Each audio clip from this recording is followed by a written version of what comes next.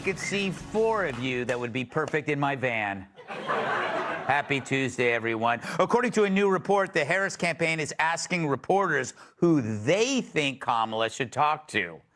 And already, PBS has suggested this hard-hitting journalist. Meta CEO Mark Zuckerberg admits that the government pressured Facebook to suppress COVID-19 content. If only they had suppressed this instead.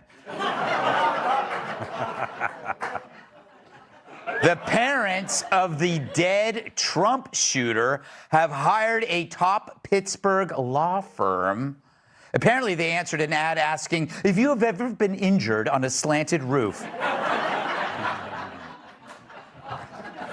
Doesn't it sound like that? Students returning to many schools are facing bans on cell phone use during the day, making it even harder to arrange time with teachers for sex.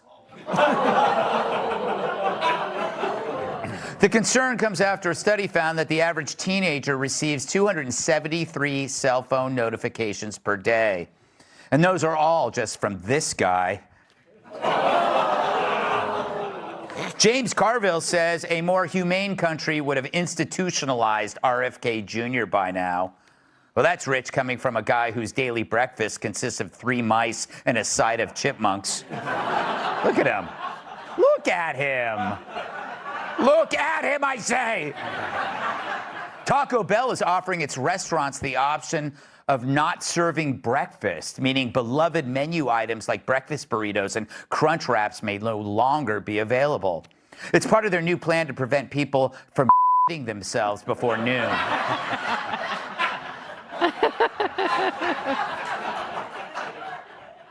The cast of Baywatch reunited this week for the premiere of a new documentary about the show.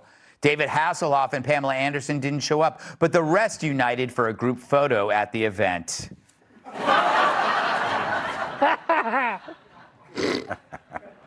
And a man who claims to have the world's largest penis says it causes him to get dangerously lightheaded when he gets aroused.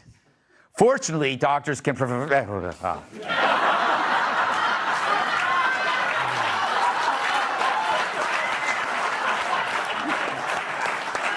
All right.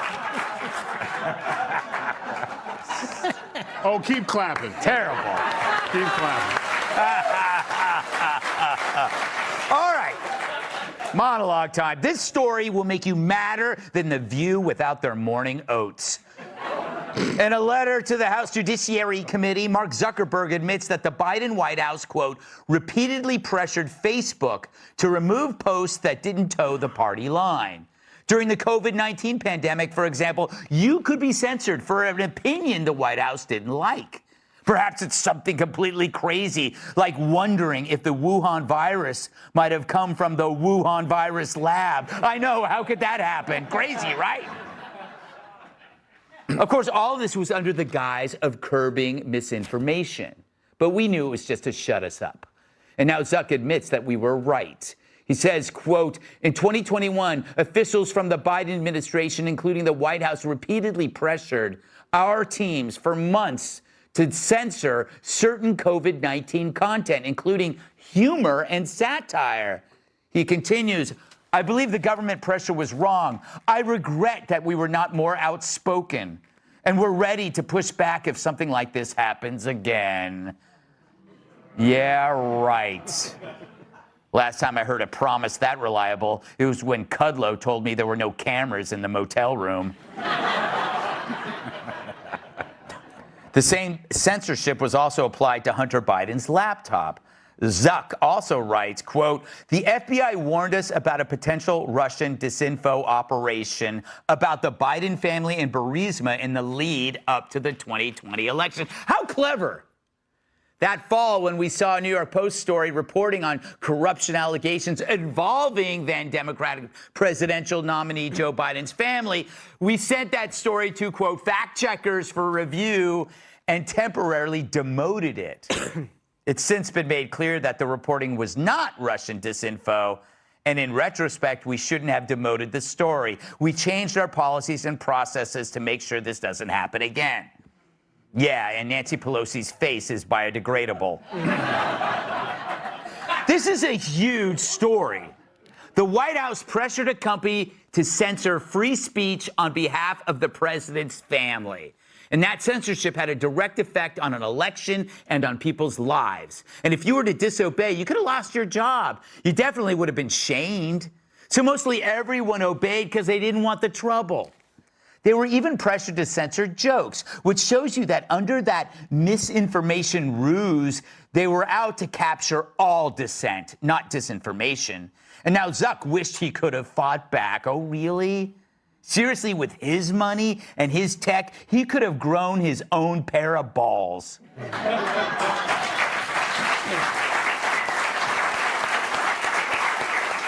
What a contrast to Elon Musk. Instead of buckling to political pressure, Musk took over Twitter and turned it into a wonderful, chaotic orgy of free speech. While Facebook turned into a graveyard for meatloaf recipes and poems about your aunt's cats. With X, Musk exposed political hoaxes and kept real story like Biden's cognitive decline from getting buried by bots. If Musk hadn't bought Twitter, you likely never would have seen that iconic photo of Trump being shot, a photo that Facebook mistakenly censored. So as one tech titan violated the First Amendment, the other one protected it. And who does the media hate? The guy who's doing their job for them. So think of all the endless mockery directed at people who ended up being right. The people denigrated by the cretinous crew with Stelters and Cuomos and Lemons and Maddows. These bird brains called you crazy when you were the canaries in the coal mine. Think about what they were wrong on that you were right on. The border, crime, Hunter's laptop, Joe's senility, government censorship, the lab leak, trans surgeries for kids, foreign wars, DEI, and of course, Ben and J-Lo divorcing. And now these assholes say Trump is banning abortion, the economy's fine, and our election system is perfect. This as Texas just removed 1 million ineligible or dead people from voter rolls. It's these same jackasses who are currently telling us that Kamala is too smart for words.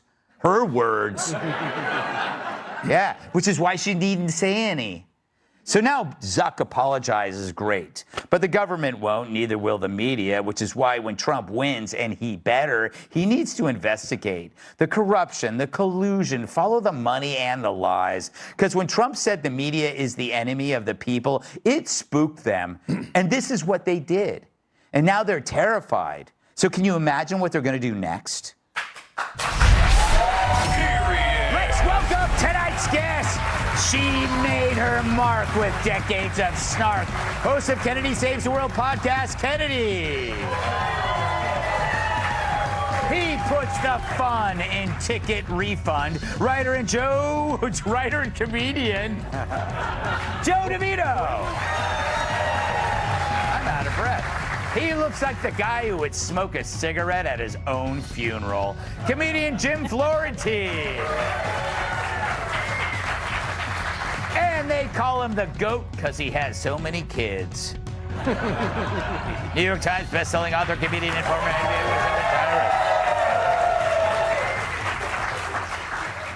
Kennedy, you know, I was reading this and I realized that the White House warned Facebook of the laptop story as disinformation before it came out, which then compelled Facebook to suppress it.